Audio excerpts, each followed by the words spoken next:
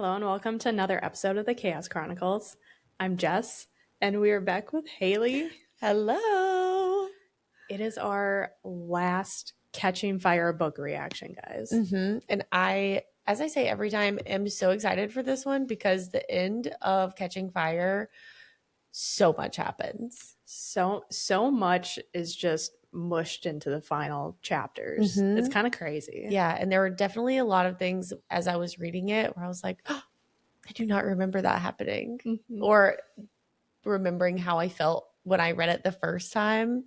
And so it was just a lot of fun. Yeah. I'm excited. Yes, before we do dive into that, though, make sure that you're following us on all of our social media platforms. They are linked down below for you guys.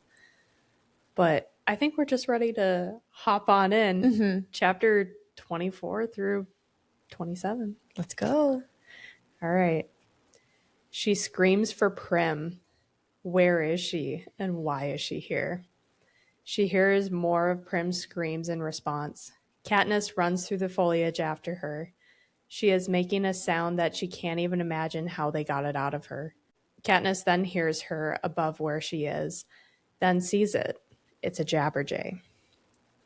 She hadn't seen them before or even knew that they still existed. Katniss thinks of a mockingbird and looks at the Jabberjay. She sees how the two of them made the Mockingjay. She then sends an arrow through it to silence it and wrings its neck just in case and tosses it into the jungle. She would never be tempted enough to eat it, which is fair. Yeah. After hearing your little sister's cries come out of it. I think that's valid. Yeah. It's a valid response. Finnick runs into the clearing as she tells herself that it wasn't real. Katniss explains that she's okay. She thought she heard her little sister. But in the middle of her explaining that, a young woman starts shrieking. Katniss doesn't recognize this woman, but it's clear from Finnick's face paling that he does. She knows Finnick won't stop to listen, so she follows him. Finnick is calling for Annie. The Jabberjay is concealed, so Katniss climbs a tree and shoots it down, and it lands at his feet. Finnick picks it up and still looks hopeless.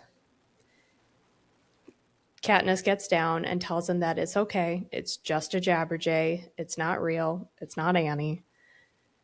Quote, "No, it's not Annie, but the voice was hers. Jabberjays mimic what they hear.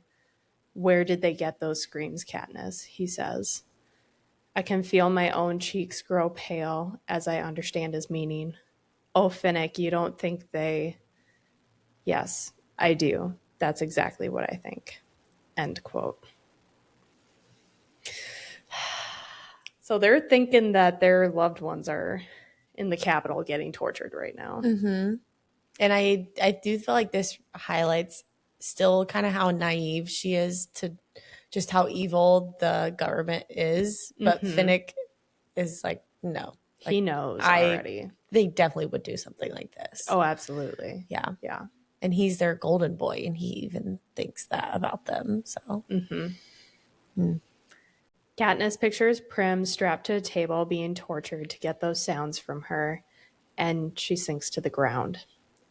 Finnick tries to tell her something, but she doesn't hear it. The next moment, she's hearing Gale's voice. Finnick grabs her by the arm and starts pulling her to the beach, saying it's not him. They're getting out of there. Katniss knows that he's right, but he is still somewhere with someone making him sound like this. She stops fighting Finnick, though, and realizes that this must be the 4 o'clock weapon. 3 is monkeys, 4 is the Jabberjays. All they can do is leave. There's nothing that Haymitch could send to help either of them at this point. She then sees Peeta and Joanna at the tree line. Katniss is both relieved and angry to see them. Why didn't they come after them to help? And even now, he still isn't coming. He just has his hands raised and his lips are moving, but she can't hear him. She and Finnick run straight into a transparent wall and fall back on the jungle floor. Luckily, Katniss's shoulders took the worst, and Finnick went face first and is now gushing blood out of his nose. Poor guy. Oh. This explains it. It explains why Peeta and Joanna didn't come after them. Beetee even behind them, shaking his head. They're trapped in there until the hour is up. A whole hour. Of listening to everyone that you love like cry and moan and scream for help. Yeah. And you have no idea if this is actually like if the voice is actually their voice or what it's coming from. Yeah, where are they now? You have no way of knowing. Yeah. It's not like they can just, call them up and be like, hey, you okay right now? Yeah. And that right now, at least she's thinking, I'm never going to know because she's planning to die. Yeah, exactly. Yep. Yeah. This is by far the most evil thing that they've done in the games so far, the game makers. I would agree with that. The psychological torture is not great. Yeah. As much as I hate monkeys, I'd rather I'd rather deal with the monkeys than deal with this. Me too. At least with the monkeys, like, yeah, there's a bunch of them, but there's something to fight versus what are you going to do? Try to shoot down every single bird? That's not plausible. Nope. Yeah. Oof. And then just imagine after the hour's up how, like, destroyed anybody would be. The monkeys are gone and then they're gone. Yeah. This would last forever. Yeah, you would have nightmares about it. Like, you have PTSD from something you don't even know if it's real or not. Yeah. Eesh. So they're trapped in there until the hour's up. Peeta presses his hands to the glass and she puts hers up to meet his. He is moving his lips, but again, she can't hear anything outside the wedge. Then the birds start to come. Finnick immediately gives up, hunches on the ground, and clenches his hands over his ears. Katniss takes down as many of them as she can, but more and more just come. She finally gives up and curls up next to Finnick and tries to block out the sounds of Prim, Gale, her mother, Madge, Rory, Vic, and Posey. Brutal. Yeah. This is horrible. Peeta comes and puts his hand on her once the hour has lifted, but she still can't move. Peeta holds her and rocks her until she starts to let her muscles relax. He heard Prim in the beginning and assures her that she is fine. They want them to think that their loved ones are being tortured somewhere. Peeta then tells her of the Mutt's eyes last year. He thought that they were really Glimmer's eyes, but they weren't, just like it wasn't actually Prim's voice. They probably just took an old recording of her voice and turned it into what she heard.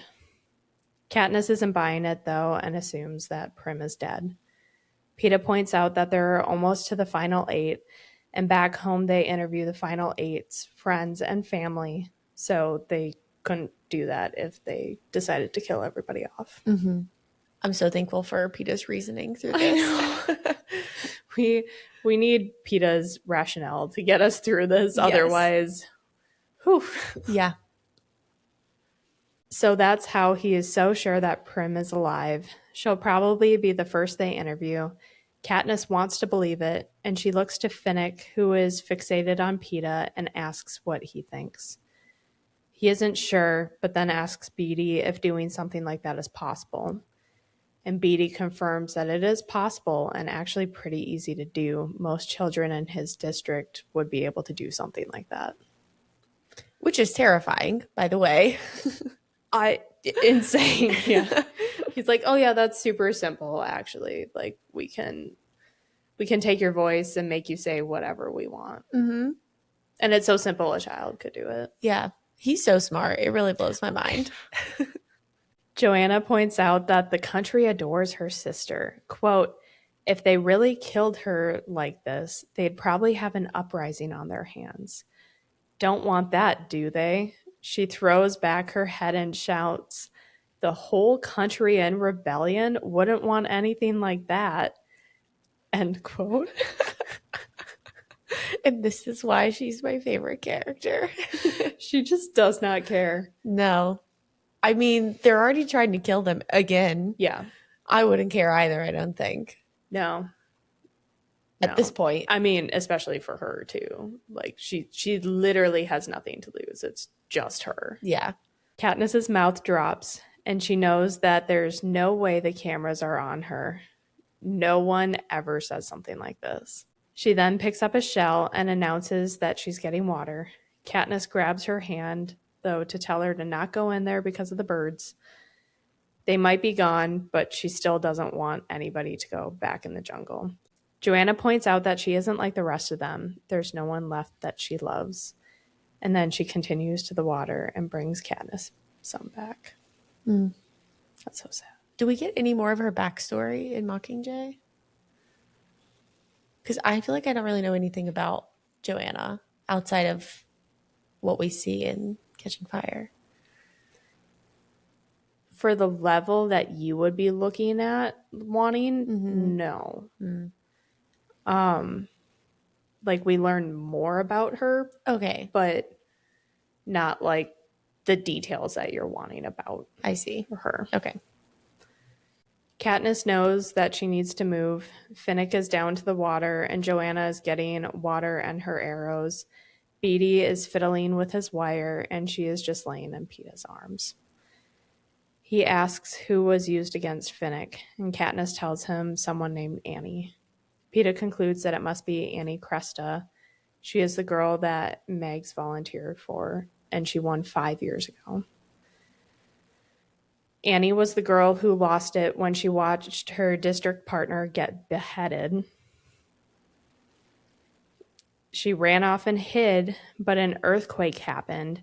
It broke a dam and the arena was flooded, and she ended up winning because she was the best swimmer. You know, I'd probably go a little crazy too. If I saw the only person in the games that I even knew lose their head. Even if you didn't know them. That too. Yeah. Kind of traumatic. Just a tad. Yeah. It's not something that people see every day. It's not like I can't say that I've seen that recently. No. It's not like, way back in the day where they had the public executions with the guillotine. Guillotine. Yeah. Yeah. No more of that. No. Although their government would probably be okay bringing that back. Oh, I'm sure. Yeah. Yeah. Honestly, I'm surprised it's not in here. Me too. Yeah. I was kind of hoping maybe Mockingjay will see it, but maybe not. I don't know. I haven't read that far, so TBD. And Mockingjay is all new for her. So yes. Peeta doesn't know how she is mentally now, but he doesn't remember seeing her and then points out that she didn't look too stable at the reaping. Katniss ponders. That's who he loves then.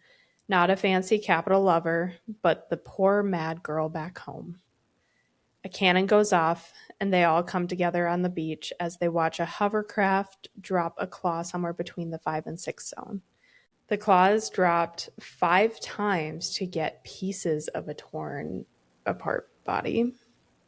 It's impossible to tell who it was, and Katniss concludes that she never wants to know what happens at 6. Yeah.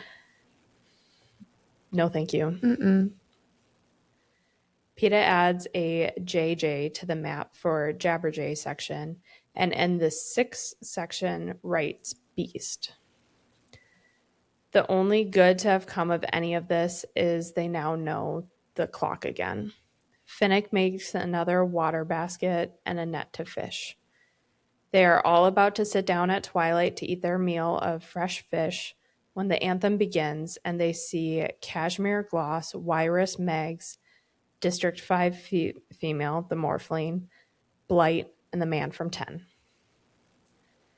Finnick asks who's left aside from them in District 2.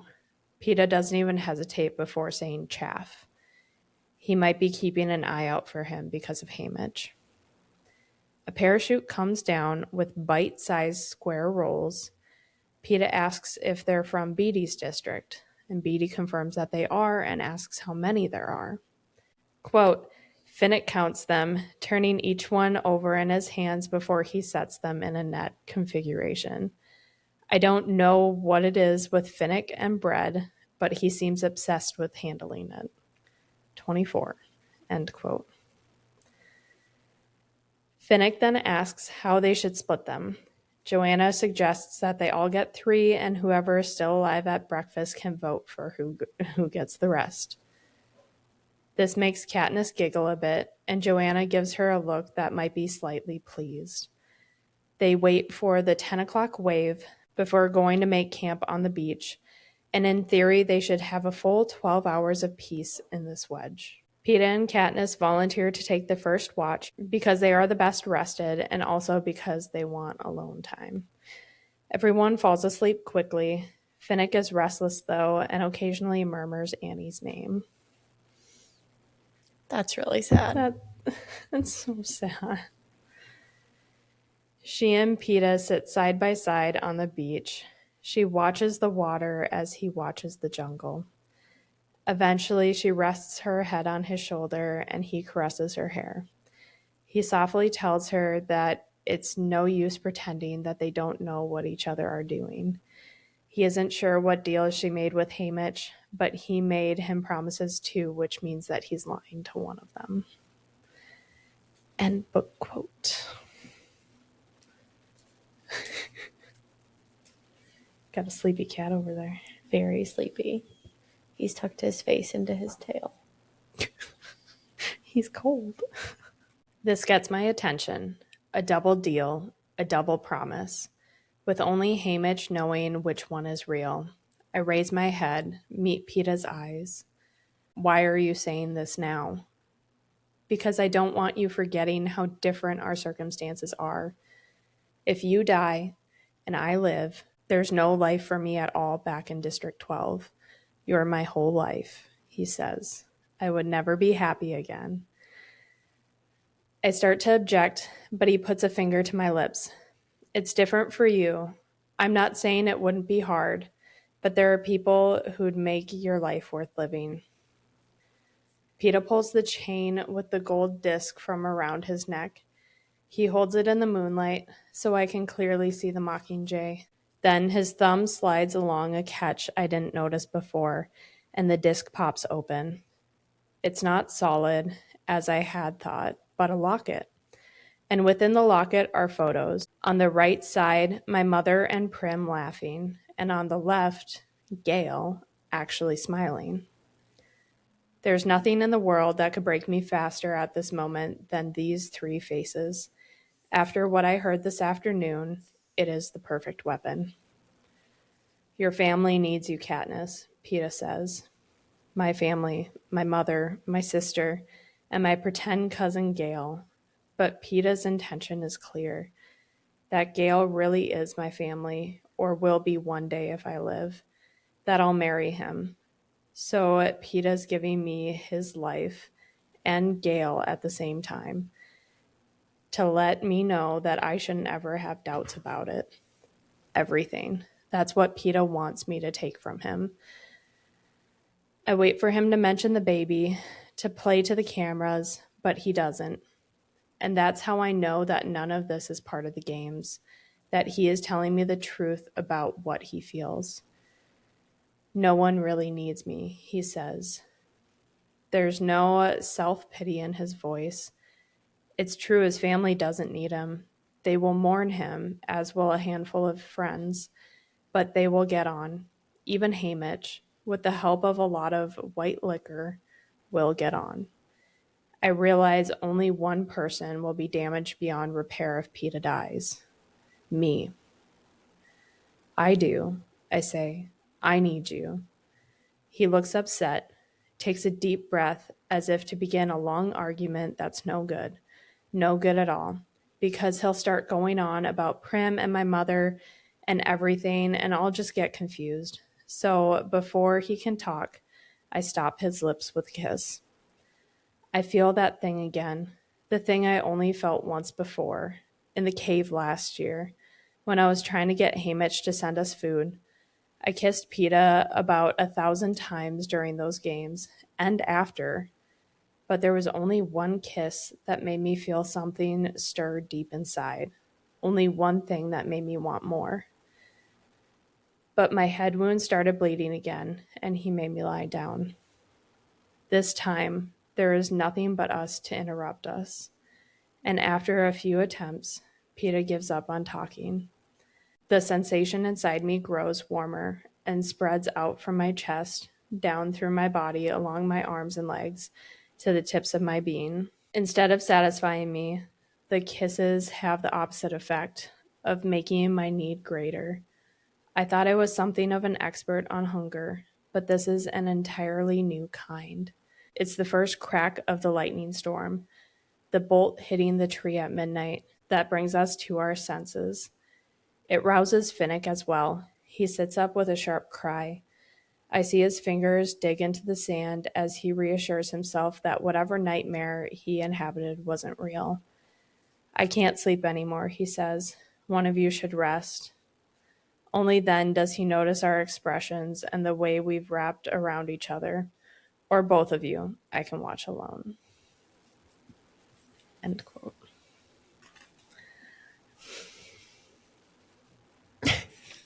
Peeta is so selfless. I know. I mean, he has a locket and has nothing but just her family in there. Yeah. With the intention of giving it to her so that so that in this scenario, when he knows that she's trying to put him first, he's like, no, you have people. Yeah. I only have you. Why would I want to live without you? It makes me want to cry. I know. Oh, he's too good. I know. He's too good. But it's also so sad because he's not wrong. I know. Like, he really does just have her. Yeah. Which is even sadder. Yeah. Because no one technically needs him. Even, like, in the first games, his mother was like, we might actually have a victor this year. Not you, but we might have one. Yeah. It's really sad. So sad, guys. And now Katniss is finally, like, acknowledging her feelings for him, too. Mm-hmm. Even if it's not, like, romantically how she's thinking about them, she at least recognizes that she's not going to be okay if he dies and she gets to live. Oh, and Haymitch. Wow. He's really playing them both. Yeah. Peeta won't let him. It's too dangerous. He then tells Katniss that he isn't tired and tells Katniss to go to sleep. She doesn't object. She'll need sleep in order to keep him alive. Before he gets up, he puts the locket around her neck and places his hand where a baby would be and tells her that she'll make a great mother one day. And you know he's not really saying that for the cameras either. Nope. And he doesn't even mean with him. Nope. This guy. Ah, Peeta. He kisses her once and then goes to Finnick. As Katniss stretches out on the sand, she wonders if that was more than a manipulation for the sponsors. Was that a reminder to her that she could have kids with Gale one day? If so, that has never been a part of her plan, and if only one of them can be a parent, it should be Peeta. Quote, as I drift off, I try to imagine that world, somewhere in the future with no games, no capital, a place like the meadow in the song I sang to Rue as she died, where Peeta's child could be safe. End quote, end of chapter 24. Getting heavy. Not that the rest of the book was light and fluffy, but... No, but we're... Yeah. These chapters are not... There is no fluff in these chapters. Nope. Not for the faint of heart in these chapters. No. Yeah. Nope. And especially, I don't even remember reading this for the first time. Like, I couldn't imagine someone just picking this up, knowing absolutely nothing, and being like, we're at chapter 25. There's only two, like 25, 26, 27. Mm-hmm. And there's so many people left alive. Yeah. I don't really remember what I was thinking when I read, like, got to this point in the book, but I think I would have been thinking, like, some huge catastrophic event has to happen. Yeah. Because there are so many people left and there's not much book left. So what is happening? Yeah. Only really one's not. making it out alive is what I was thinking. Mm-hmm. Wrong. Well. Chapter 25. Chapter 25. At the rate things are going in these games, Katniss will be dead by the end of the day. She is hoping that she is able to take out everyone else, including herself, so Peeta would be the victor. She gets up and sees everyone else is up and watching a parachute come over to them. It's identical to the one they previously received. 24 rolls from District 3. They each take 5, and it leaves 8 in reserve. While they're eating, Katniss wonders how long they can keep this alliance going. Surely no one expected the tributes to drop so fast. And also, what if she's wrong about everyone protecting Peeta? Maybe they're doing it to gain their trust and make them easy targets later. After they eat, Katniss brings Peeta into the water and tells him that she will teach him to swim, but that's just an excuse to get him away from the group. Initially, Joanna was keeping a close eye on them, but she eventually takes a nap, and Finnick is working on making a new net, and Beetee is playing with his wire. Katniss suggests to Peeta that it's time for the two of them to leave the group. Peeta thinks on it and tells her that they should stick around until Brutus and Anabaria are dead. He thinks that Beetee is working on a trap for them, then promises that they can leave after. Katniss isn't sure, but ultimately agrees, saying that they'll stay until the careers are dead and then they'll go. She then calls Finnick over since they figured out how to make him pretty again. And you know that all the cameras are on them right now. Oh, absolutely. The three of them all get the scabs off their body and apply more medicine. Beetee calls them over and tells them of his plan. Their next job is to take out Brutus and Anabaria. They probably won't attack them again since they know that they're outnumbered. If they haven't figured out the arena yet, they probably will soon, so it's best to set their trap. Finnick tells him to pause and goes to wake up Joanna. When Joanna joins them, Beetee starts to draw a circle in the sand and makes 12 wedges. The safest place is on the beach, but they're not there because they are. So they're probably at the edge of the jungle somewhere to escape an attack or to spy. Beetee proposes after the bolt hits the tree at noon, but prior to the bolt at midnight, they bring his wire from the tree to the salt water. When the bolt strikes, the electricity will travel the wire and into the water and the surrounding beach because it will still be damp from the 10 o'clock wave. So anyone on any of those surfaces at that time would be electrocuted. Beetee assures them that the wire wouldn't just burn up because he actually invented the wire himself. Once it's in place, they will need to be in the jungle to assure that they would be safe. A downside to this plan is that they are also eliminating the seafood as a food source. But since Katniss has found food in the jungle and they have sponsors, that shouldn't be a problem. Beetee lays all of this out and says it will take effort from everyone there, and they need to decide whether or not they will go through with this. They all agree that it's worth a shot. Beetee wants to inspect the tree, so they all head out around 9 in the morning and head over to it. Joanna leads most of the way, but once they get close, Finnick suggests that Katniss take the lead since she can hear the force field. And you know, Beetee's like, no, you cannot. You can hear the force field. Okay.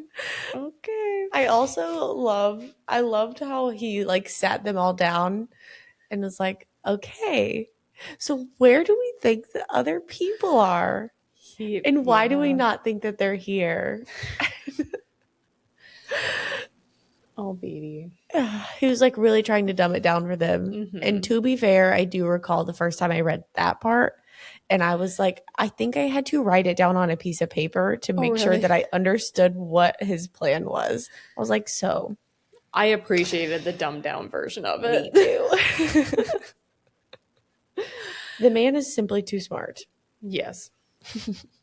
Katniss knows that Beatty won't believe this and probably remembers teaching her about the force field, but he doesn't question her and tells her to lead since the force field is nothing to mess with.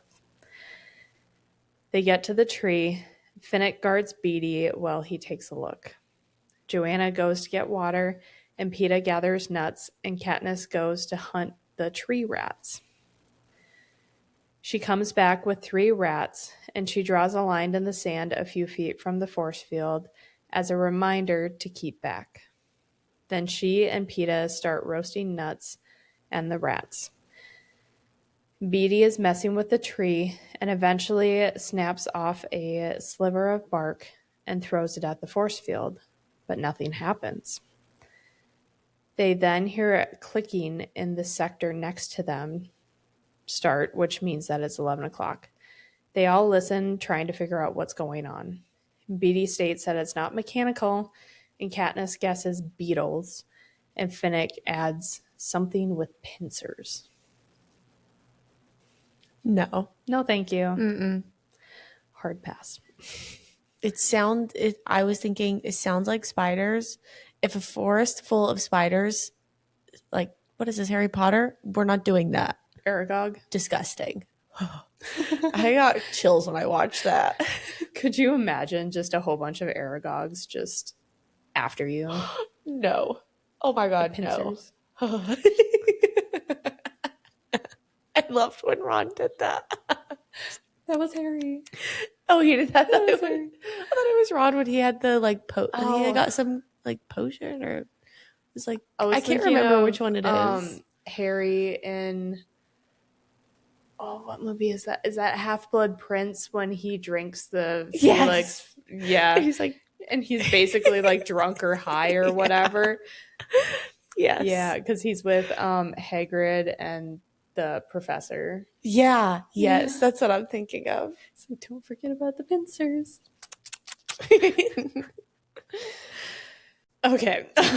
Sidetrack. Anyways, back to this. Joanna points out that they should go since they have less than an hour before the tree is struck. And so they do, and eventually make their way back to the edge of the jungle to nap and eat while Beatty messes with his wire. In the afternoon, since it might be their last shot at seafood, they all spearfish, gather shellfish, and dive for oysters. Katniss enjoys diving for oysters the most, even though she doesn't like them, because being so deep is like entering a whole new world. They make it back, and Joanna keeps watch while Peeta, Katniss, and Finnick lay out the food. Peeta opens an oyster and finds a pea-sized pearl, and then turns to Finnick to tell him if you put enough pressure on coal, it turns to pearls. Finnick immediately dismisses what Peeta says, but Katniss starts laughing, remembering the comment that Effie made last year. And we have a quote to end chapter 25. Peeta rinses the pearl off in the water and hands it to me. For you. I hold it out on my palm and examine its iridescent surface in the sunlight. Yes, I will keep it. For the few remaining hours of my life, I will keep it close. This last gift from Peeta, the only one I can really accept, perhaps it will give me strength in the final moments. Thanks, I say, closing my fist around it. I look coolly into the blue eyes of the person who is now my greatest opponent, the person who would keep me alive at his own expense, and I promise myself I will defeat his plan. The laughter drains from those eyes, and they are staring so intensely into mine. It's like they can read my thoughts. The locket didn't work, did it? Peeta says, even though Finnick is right there, even though everyone can hear him. Katniss? It worked, I say, but not the way I wanted it to, he says, averting his glance.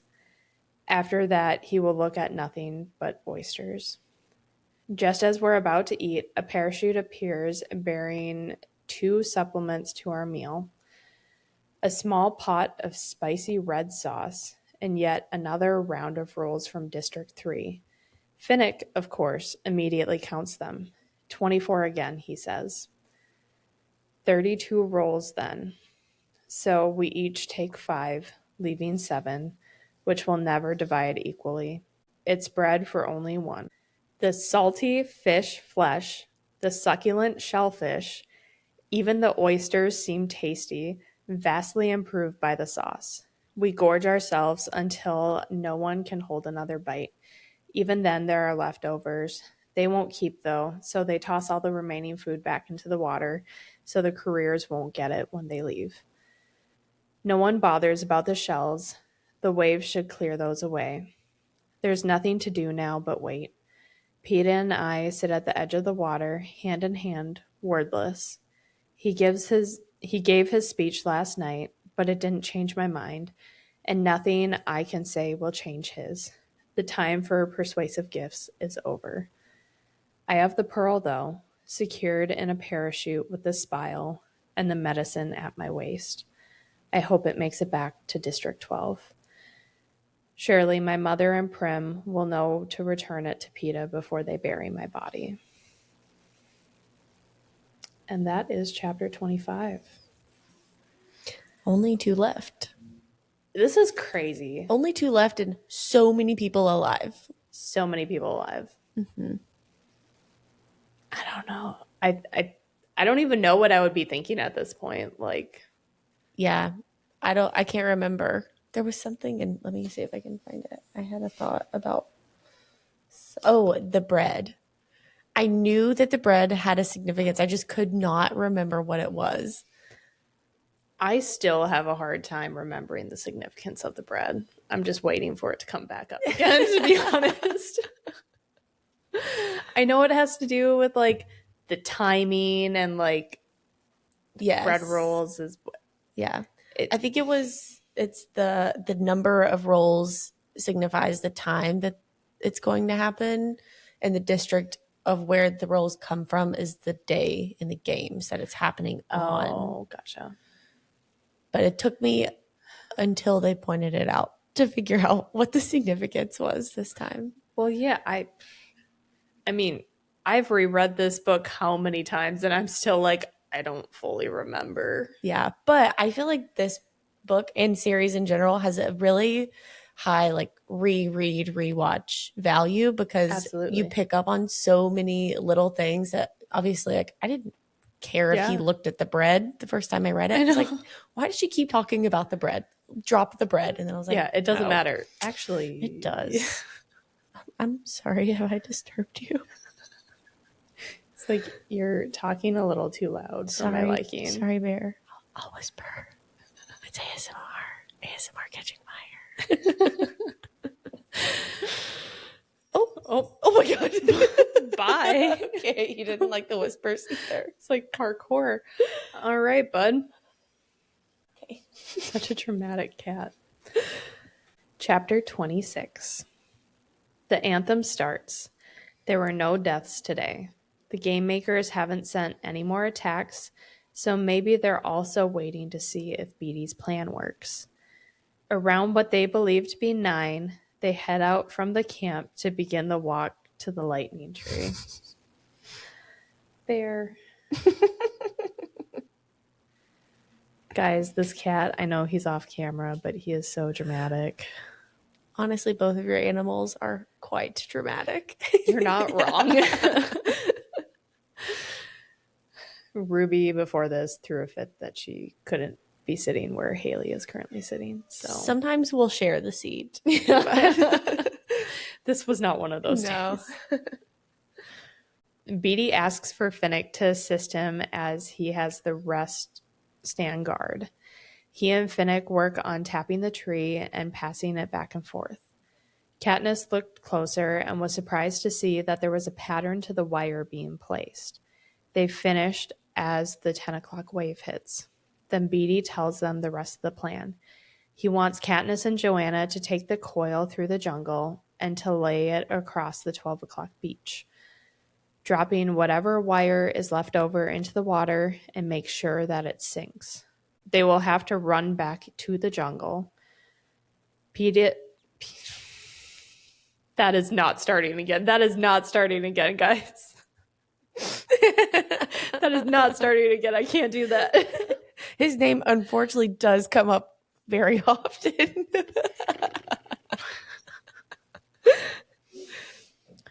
It didn't help that in my notes I do bullet points.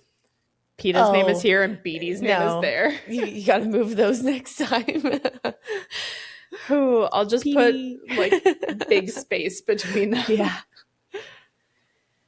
Peeta immediately tells him he wants to go as a guard, and Katniss knows that ever since their moment with the pearl, he really doesn't want to let her out of his sight. Beatty tells him that he's too slow, and besides, he needs him. There's no time to debate this, though, and the girls have to go. Katniss also doesn't like this plan, but Beatty is right. She and Joanna are the fastest here, and also, aside from Peeta, she trusts Beatty the most. Katniss assures Peeta that it's okay. Once they dump the coil, they will be back.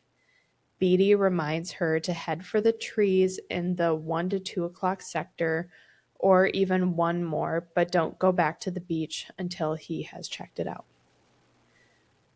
Katniss puts her hands on Peeta's face, tells him to not worry, she'll see him at midnight. She gives him a kiss and turns to leave with Joanna. I thought when I read this in middle school, you dum-dum, how could you possibly leave Peeta with these people who you don't know and people are dying tonight? Like, yeah, this is the Hunger Games. You can't trust people. Why are you leaving him? And you're going with crazy? Why are you going with crazy? Don't do that. Don't go with crazy. No, don't go with crazy. But then on this, I just love how on the second read of this book, I'm like, obviously that's what they're doing. Yeah. Like, it is so obvious what's happening. I don't know how I didn't see it coming. Even like, if I didn't know that this is what was happening, even still, I don't think I would know that that's what was happening. Mm-mm. I'd be like, maybe they've all like, they're gonna figure out a plan once all the enemies are gone to like band together and do what the two of them did at the 74th Hunger Games. Yeah. I wasn't smart enough to even come to that conclusion. I was just really confused, I think. It is confusing. It was, yeah, it is confusing. It's supposed to be confusing. Yeah. Joanna tells her that she'll unwind, Katniss can guard, and they'll trade later. They then take off, and they get about halfway before hearing the clicking, which means that it's 11 o'clock, and Joanna tells her that they need to hurry. She wants to put as much distance between her and the water, just in case anything has been miscalculated. They trade the coil, and now Katniss is unwinding it. Suddenly, the wire jumps back to them. She and Joanna look at each other for a moment. Someone not far has cut the wire and will be on them shortly. It's about to go down. It's about to go down.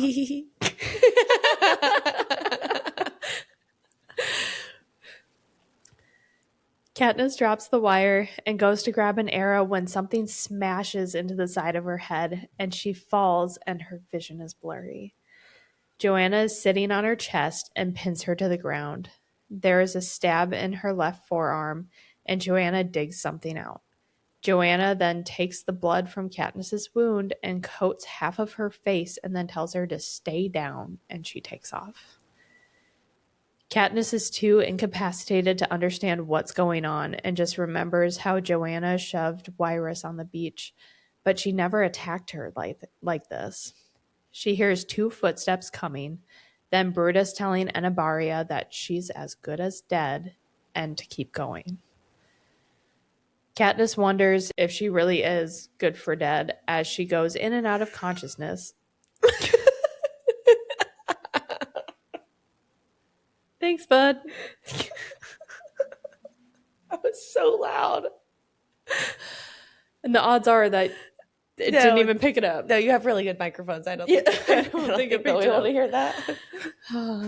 If it did, I'll leave it in, but probably not.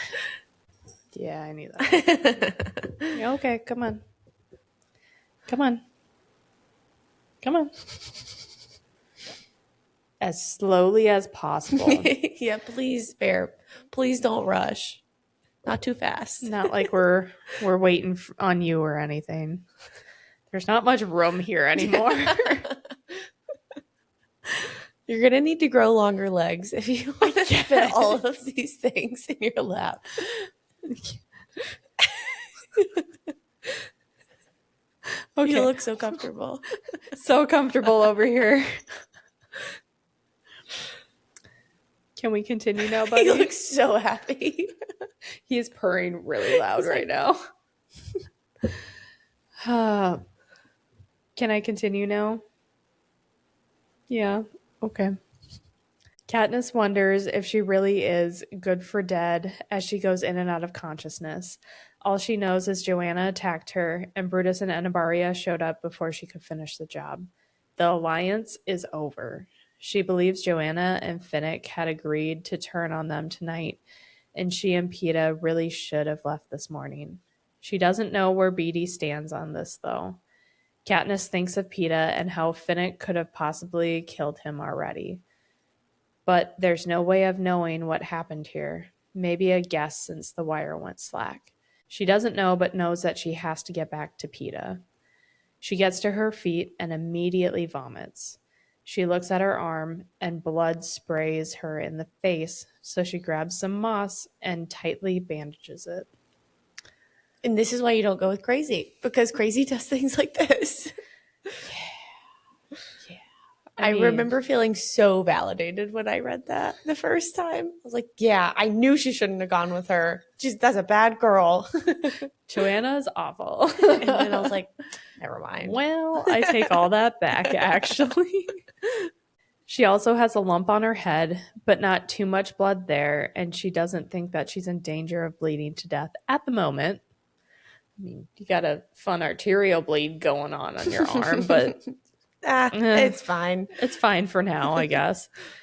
She grabs her bow and gets an arrow ready and makes her way back up. Quote, Peeta, my dying wish, my promise to keep him alive. End quote. She realizes a cannon hasn't fired yet, which means that he must still be alive. Maybe Joanna was acting alone. But it's hard to know for certain. They have a much deeper alliance from years of real friendship. So since Joanna turned on her, she should no longer trust Finnick. Don't you love how this is just working? Yeah. She then hears someone running down the slope toward her. Neither Peeta or Beetee could move that fast, so she conceals herself, just as Finnick runs by her. Finnick makes it to where Katniss was attacked, sees all the blood and calls for her and Joanna, and then keeps going in the direction that the Careers and Joanna went. Buddy, you're making this awfully difficult. Why couldn't you just go and curl up on Haley's lap? He's like, no, that's not good enough. I don't have room for you up here. I'm not skinny enough for this right now. There are 3 people sitting in that chair right now. There are 3 people right here. Yep. And a laptop and a microphone and a book. I'm feeling claustrophobic. And he's not comfortable. So actually, if you go right there, that would be incredibly helpful. Let's do that. Yes, I like this. This is so much better. Finnick makes it to where Katniss was attacked and sees all the blood and calls for her and Joanna, and then keeps going in the direction the Careers and Joanna went. Once he is gone, Katniss takes off as fast as she can, and then she hears a cannon. Someone has died. She runs even faster, but catches her foot on something and sprawls on the ground. It's a net. Must be one of Finnick's to trap her, and he must be close by with his trident. But Katniss looks closer, and it's actually Beedy's wire. She gets herself untangled and continues.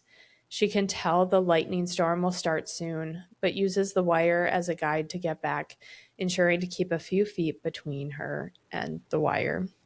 She goes to the tree, but no one is there. She quietly calls for Peeta and hears a moan. Beedy is laying on the ground. He is unconscious, and the only wound she can see is a gash below his elbow. She grabs some moss and wraps it quickly, tries to shake him, and asks him who did this to him. But he just moans and kind of lifts his hand to ward her off. But she sees he's holding the knife Peeta was holding earlier, and the knife is now also loosely wrapped in wire. She lifts the wire and confirms that it is connected to the tree. She remembers Beedy left a short strand out before starting, and she thought that it would hold some significance earlier. There's about 25 yards, which is more than she thought. She looks to where Beedy is and wonders if he tried to drive the knife into the force field. What would that even do, though? Nothing? Everything? Kill them all? The insects around her are quieting, which means that the lightning is coming. She wants to ask Beedy what his plan was, but there's no way of knowing. Her bandage is soaked through. It's a bad arterial bleed, guys. Her bandage is soaked through, and she is so lightheaded that she probably only has a couple minutes. Suddenly, Peeta is calling for Katniss. She can't protect him, she can't move fast, and her shooting abilities at the moment are questionable, but she calls back for him. She does her best to be loud to draw attackers to her and away from Peeta, and it's working. She can hear 2 people coming for her. The quote to end the chapter. Anabaria and Finnick reach the lightning tree. They can't see me, sitting above them on the slope, my skin camouflaged in ointment. I home in on Anabaria's neck. With any luck, when I kill her, Finnick will duck behind the tree for cover just as the lightning bolt strikes, and it will be any second. There is only a faint insect click here and there. I can kill them now. I can kill them both. Another cannon. Katniss. Peeta's voice howls at me, but this time I don't answer. Beedy still breathes frantically beside me. He and I will soon die. Finnick and Anabaria will die. Peeta is alive. 2 cannons have sounded. Brutus, Joanna, Chaff, 2 of them are already dead. That will leave Peeta with only 1 tribute to kill, and that's the very best I can do. 1 enemy. Enemy. Enemy. The word is tugging at a recent memory, pulling it into the present. The look on Haymitch's face. Katniss, when you're in the arena, the scowl, the misgiving. What? I hear my own voice tighten as I bristle at some unspoken accusation. You just remember who the enemy is, Haymitch says. That's all. Haymitch's last words of advice to me. Why would I need reminding? I have always known who the enemy is, who starves and tortures and kills us in the arena, who will soon kill everyone I love. My bow drops as his meaning registers. Yes, I know who the enemy is, and it's not Anabaria. I finally see Beedy's knife with clear eyes. My shaking hands slide from the wire from the hilt, wind it around the arrow just above the feathers, and secure it with a knot picked up in training. I rise, turning to the force field, fully revealing myself but no longer caring, only caring about where I should direct my tip, where Beedy would have driven the knife if he'd been able to choose.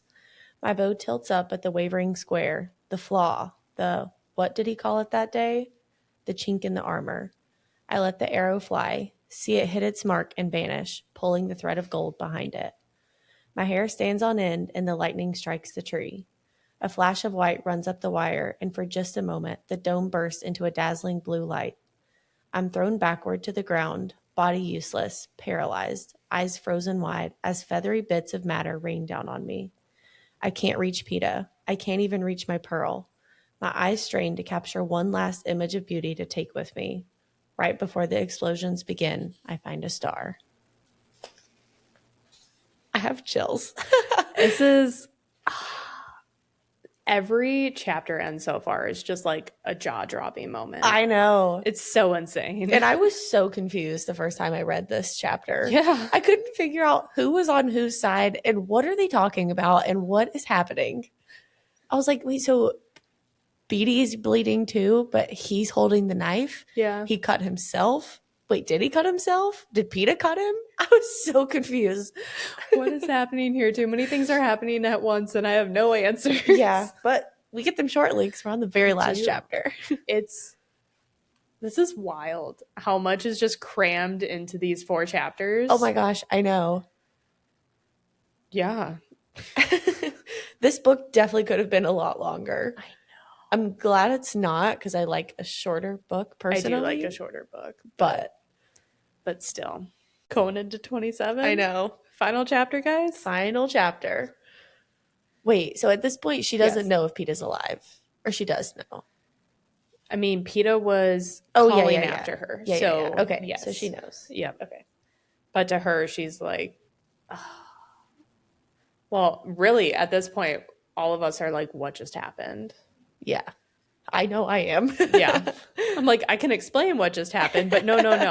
At this point, yeah, reading it for the first time, everyone's like, what just happened? Because we don't have answers. Nope. Yeah. Crazy. Wow. There ain't no way anyone was like reading this book and be like, okay, I'm done for the night, No. There's actually no way that you could read. I think, honestly, from chapter 25, you have to finish the book. Yeah, there's no stopping. Yeah. And I'm pretty sure that I read this one right before going to watch the movie, like literally reading it in the car as we were driving to the movie theater because I needed to finish it.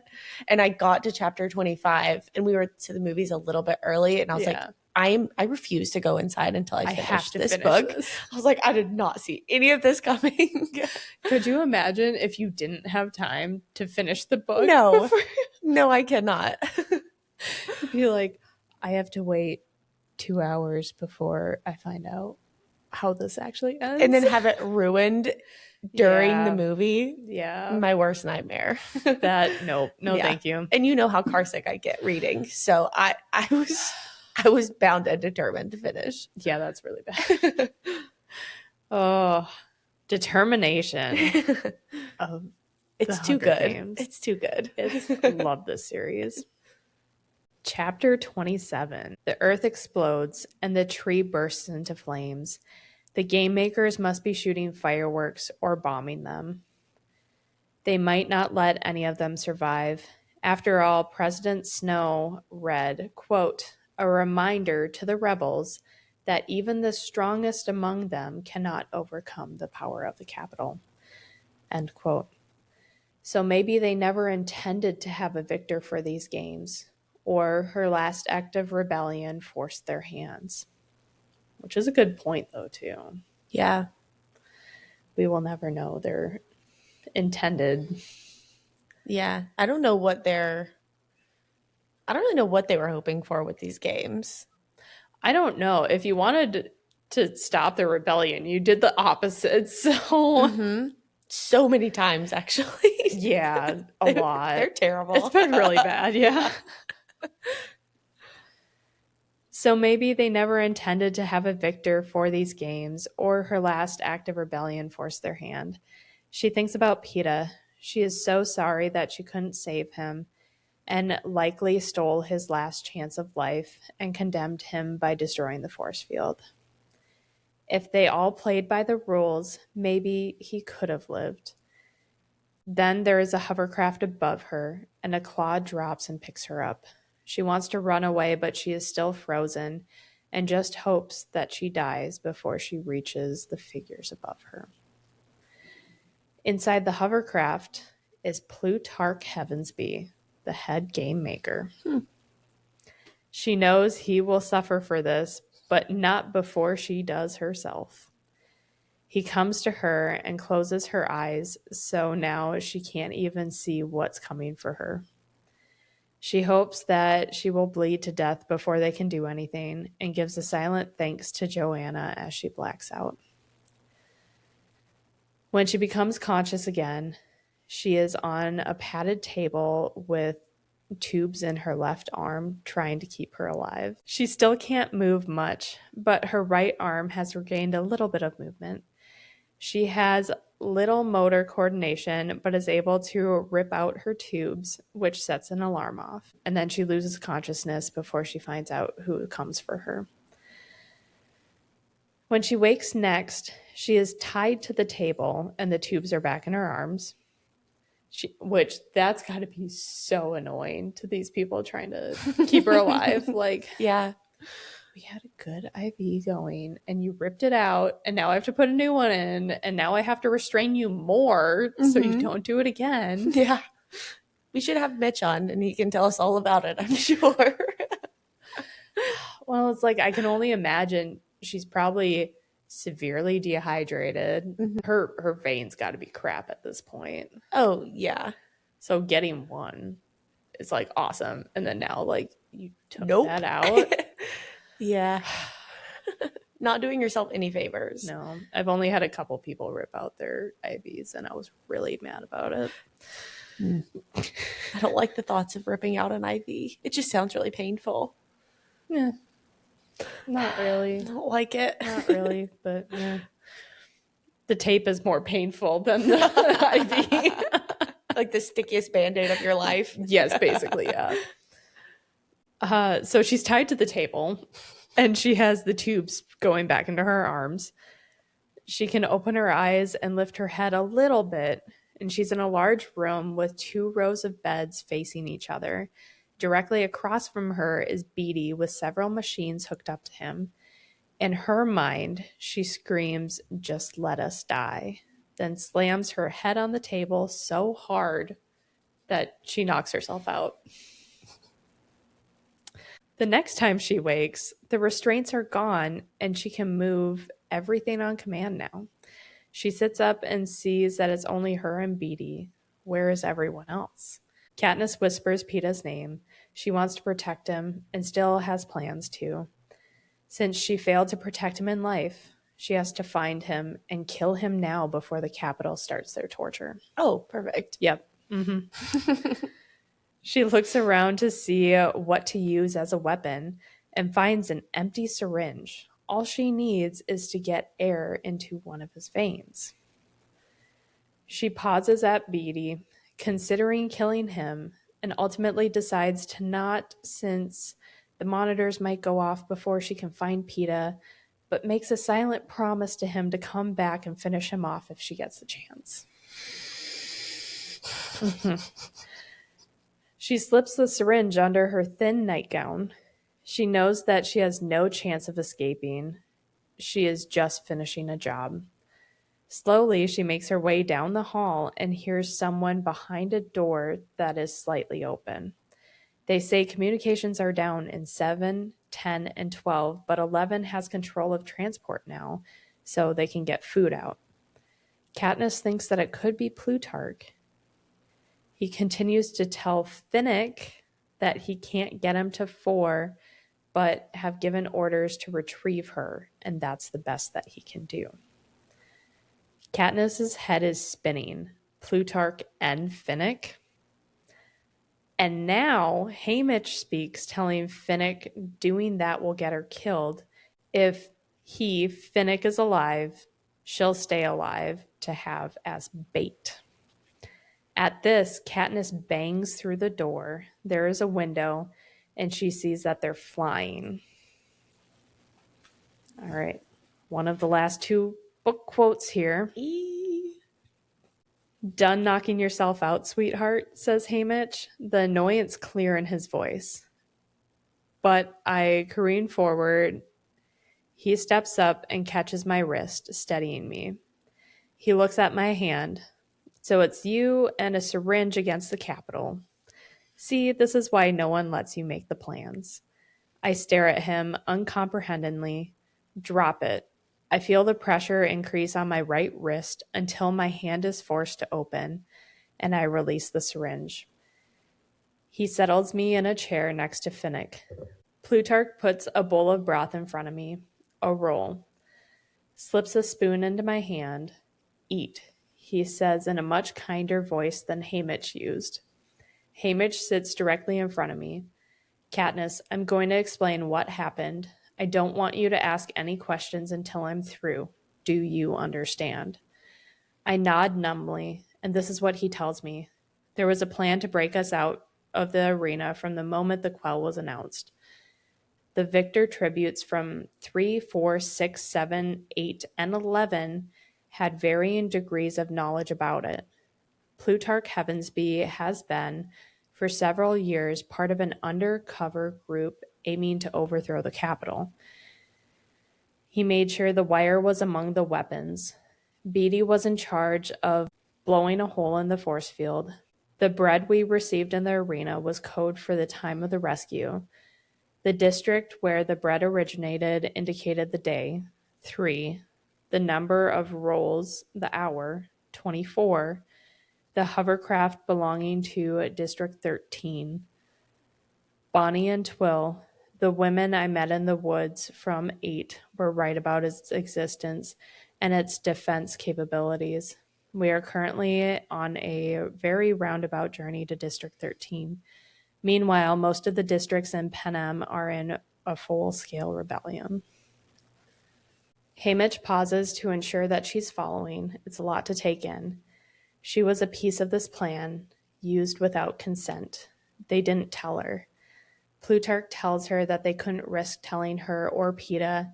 He was also worried about him bringing up his watch in the games. Of course, he was tipping her off about the arena, but only thought that she would be a mentor, not a tribute. All right. Where does it start? The first ones. The first ones? Why? I say, trying to hang on to the train of thought. For the same reason the rest of us agreed to die to keep you alive, says Finnick. No, Joanna tried to kill me, I say. Joanna knocked you out to cut the tracker from your arm and lead Brutus and Enobaria away from you, says Haymitch. What? My head aches so, and I want them to stop talking in circles. I don't know what you're... We had to save you because you're the Mockingjay, Katniss, says Plutarch. While you live, the revolution lives. The bird, the pin, the song, the berries, the watch, the cracker, the dress that burst into flames. I am the Mockingjay, the one that survived despite the Capitol's plans, the symbol of the rebellion. It's what I suspected in the woods when I found Bonnie and Twill escaping, though I never really understood the magnitude. But then, I wasn't meant to understand. I think of Haymitch's sneering at my plans to flee District 12, start my own uprising, even the very notion that District 13 could exist. Subterfuges and deceptions. And if he could do that, behind his mask of sarcasm and drunkenness, so convincingly and for so long, what else has he lied about? I know what else. Peeta, I whisper, my heart sinking. The others kept Peeta alive because if he died, we knew there'd be no keeping you in an alliance, says Haymitch. And we couldn't risk leaving you unprotected. His words are matter of fact, his expression unchanged, but he can't hide the tinge of gray that colors his face. Where is Peeta? I hiss at him. He was picked up by the Capitol along with Joanna and Enobaria, says Haymitch, and finally he has the decency to drop his gaze. Technically, I am unarmed, but no one should ever underestimate the harm that fingernails can do, especially if the target is unprepared. I lunge across the table and rake mine down Haymitch's face, causing blood to flow and damage to one eye. Then we are both screaming terrible, terrible things at each other, and Finnick is trying to drag me out, and I know it's all Haymitch can do not to rip me apart, but I'm the Mockingjay. I'm the Mockingjay, and it's too hard keeping me alive as it is. Other hands help Finnick, and I'm on my table, my body restrained, my wrists tied down. So I slam my head in fury again and again against the table. A needle pokes my arm, and my head hurts so badly I stop fighting and simply wail in a horrible, dying animal way until my voice gives out.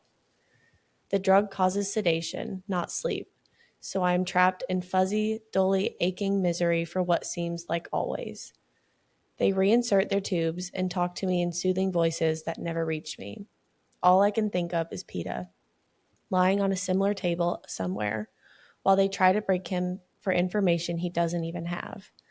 Katniss, I'm so sorry. Finnick's voice comes from the bed next to me and slips into my consciousness.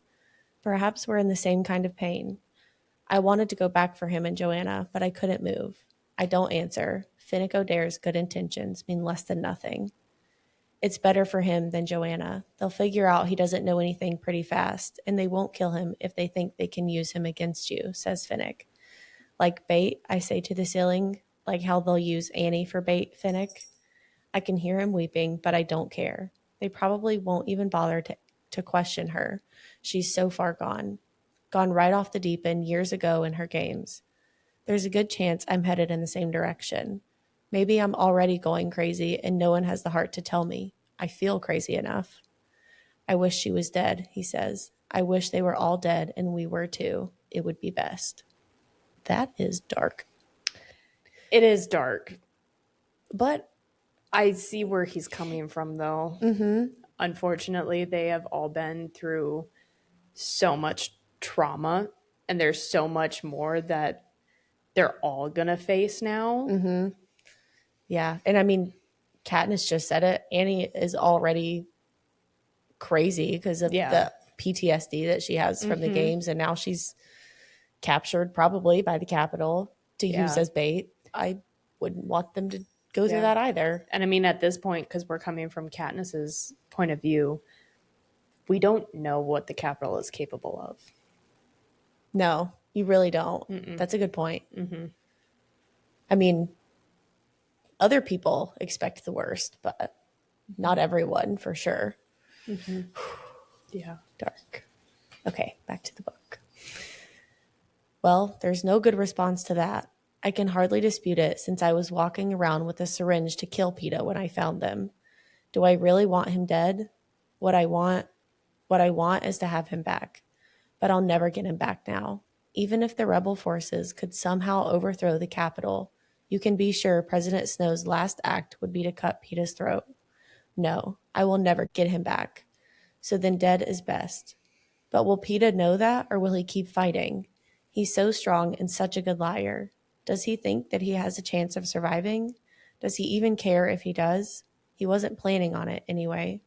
He had already signed off on life. Maybe, if he knows I was rescued, he's even happy. Feels he fulfilled his mission to keep me alive. I think I hate him even more than I do Haymitch. I give up, stop speaking, responding, refuse food and water. They can pump whatever they want into my arm, but it takes more than that to keep a person going once she's lost the will to live. I even have a funny notion that if I do die, maybe Peeta will be allowed to live. Not as a free person, but as an AVOX or something, waiting on the future tributes of District 12. Then maybe he could find some way to escape. My death could, in fact, still save him. If it can't, no matter. It's enough to die of spite. To punish Haymitch, who, of all people in this rotting world, has turned Peeta and me into pieces in his games. I trusted him. I put what was precious in Haymitch's hands, and he has betrayed me. See, this is why no one lets you make the plans, he said. That's true. No one in their right mind would let me make the plans, because I obviously can't tell a friend from an enemy. A lot of people come by to talk to me, but I make all their words sound like the clicking of the insects in the jungle. Meaningless and distant. Dangerous, but only if approached. Whenever the words start to become distinct, I moan until they give me more painkiller and that fixes things right up. Until one time, I open my eyes and find someone I cannot block out looking down at me. Someone who will not plead or explain or think he can alter my design with entreaties, because he alone really knows how I operate. Gale, I whisper. Hey, Catnip. He reaches down and pushes a strand of hair out of my eyes. One side of his face has been burned fairly recently. His arm is in a sling, and I can see bandages under his miner's shirt. What has happened to him? How is he even here? Something very bad has happened back home. It is not so much a question of forgetting Peeta as remembering the others. All it takes is one look at Gale and they come surging into the present, demanding to be acknowledged. Prim, I gasp. She's alive. So is your mother. I got them out in time, he says. They're not in District 12, I ask. After the games, they sent in planes, dropped firebombs. He hesitates. Well, you know what happened to the Hob. I do know. I saw it go up. That old warehouse embedded with coal dust. The whole district's covered with the stuff. A new kind of horror begins to rise up inside me as I imagine firebombs hitting the seam. They're not in District 12, I repeat, as if saying it will somehow fend off the truth. Katniss, Gale says softly. I recognize that voice. It's the same one he uses to approach wounded animals before he delivers a death blow. I instinctively raise my hand to block his words, but he catches it and holds on tightly. Don't, I whisper. But Gale is not one to keep secrets from me. Katniss, there is no District 12. End of book 2. I have cold chills. Ooh, every time. Yeah. Every time. Yeah. Can I tell you something so dumb? Yeah. Oh. The first time I read this, when I read that from Gale saying there is no District 12, I thought, oh my God, they've been living in District 13 the whole time. I mean, that would be kind of cool. That's where my mind went. Even though he's just talking about the bombs coming down, bombing District 12, I just really took things so literally. I mean, in your defense, you were trying to rush it. True. To watch the movie. True. You're like, I gotta finish. What does that mean? Doesn't matter. I'm gonna see it anyway. It's like, there's no 12. 13's been here the whole time. I'm so confused. Yeah, so District 12 is gone. Mm-hmm. They're heading to 13. Prim and her mom are alive. Prim and her mom made it. And that is all we know at this point. Peeta is probably alive. Peeta is most likely alive. Probably. Joanna and Ambaria are probably being tortured. Mm-hmm. I mean, Peeta's probably being tortured too, was my assumption. But yeah, they're more limited with what they can do to Peeta because of her. Well, I don't know how much Anabaria even knew. I don't think she was in the districts that were listed, so that knew varying degrees. So yeah, really, it's going to be Joanna getting the. I mean, they're all gonna get it, yes, but yeah, Joanna is going to get the worst of it, unfortunately. Mm-hmm. I actually, if I were in their shoes, I would have probably thought that Joanna would already have been killed because, like she was saying in the games, I don't have anyone else. What else could they take from me? Yep. And if they can't use her for anything, why would they keep her? I mean, she has knowledge now, though. That's true. Yeah, she does. She did have a lot of the knowledge of what was happening. So that's a good point. Yeah. Yeah. She doesn't have much leverage, but they can just as easily torture information out of you as it's just you instead of a loved one now. So yeah. I hope that she can remain tight-lipped because, girl, once you spill your secrets, you're gone. Yeah. They have no reason to keep her alive. Yeah. So now that is officially the end of what Haley knows. Yes. Well, I've read 2 chapters of Mockingjay so far. So basically all that she knows. Yeah.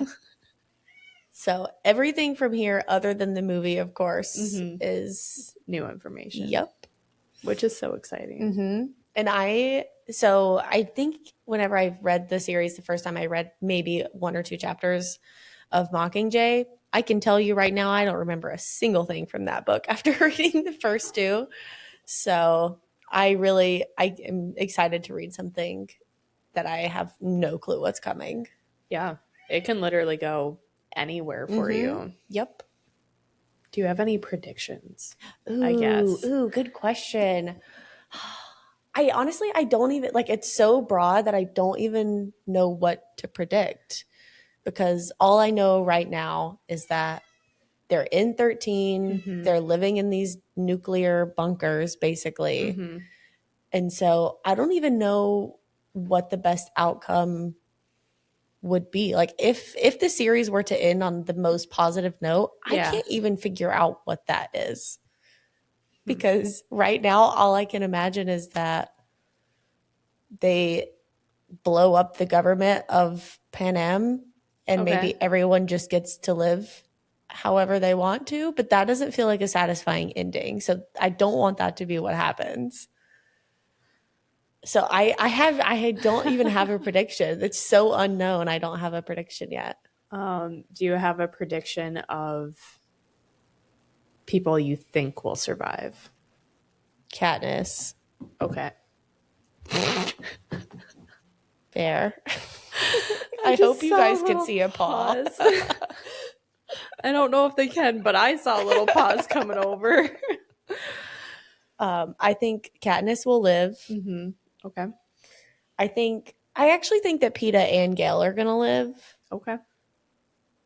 Something is telling me that either her mom or her sister are gonna die. I just feel like someone has to go. Like both or just one? I don't know. Okay. At least one, minimum one. She's lost a lot, but like also not really. Nothing super close. Yeah. To her yet. Yeah. So someone's got to die. I haven't figured out who I think it will be yet or how I think they're going to die. And then as far as who she ends up with, if anyone, Peeta. I also wouldn't hate if she ended up with nobody. That is fair.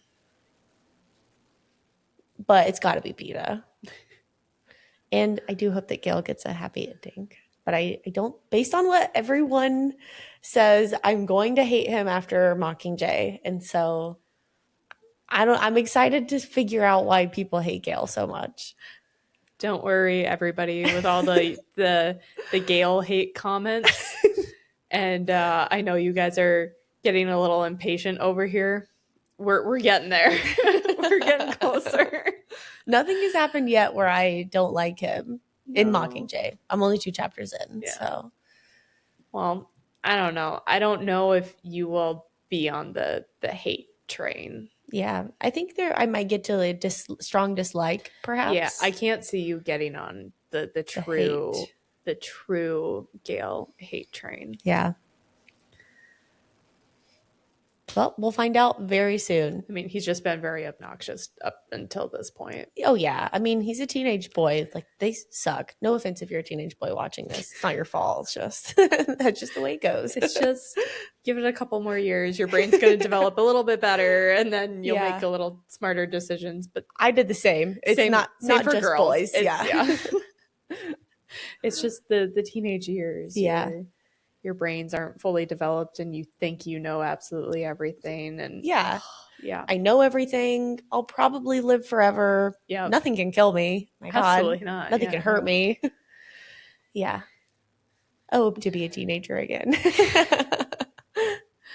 Oh, yeah. But I can't believe I'm about to say this. We're done. We are done. Next up, the movie. Next up, the movie. Oh, I can't wait. And then Mockingjay. And then Mockingjay, guys. So exciting. Mm-hmm. One step closer to Sunrise on the Reaping. Yes. I can't wait for that one. It's going to be good. Mm-hmm. And I recently downloaded TikTok again. And I hate to say I have been seeing some thirst traps of young Haymitch. Oh, well. I saw like one, but that's okay. I will allow that. I thought you were going to say, I did see a big spoiler. Oh, like, no. Oh, I tried to scroll fast, but I didn't know that that's who was playing him, so I didn't even know it was Hunger Games related. Joseph Zeta. I can't wait. It's going to be great. It's going to be awesome. And by awesome, I mean I'm going to be bawling my eyes out. Terribly sad. from the opening. I'm going to be just crying. So, yeah. Hi. I'm sure they heard that one. Yeah, I was going to say that one may actually have been in the mic. Well, You've been a very big part of the episode today, so thank you.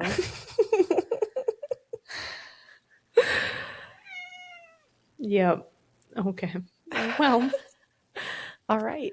anything else for Catching Fire before we wrap it up? I don't think so. No. All right. Well, thanks for hanging out with us for as long as today's episode is. And we will be back soon, hopefully, with the Catching Fire movie reaction. Yes. Which is going to be a lot of fun. Oh, yeah. I am so excited. This arena is, of the two I've seen in the movies, by far my favorite. So I'm excited to see that again. It's a cool arena for sure. But yeah, we will see you next time for the movie reaction. Bye. Bye.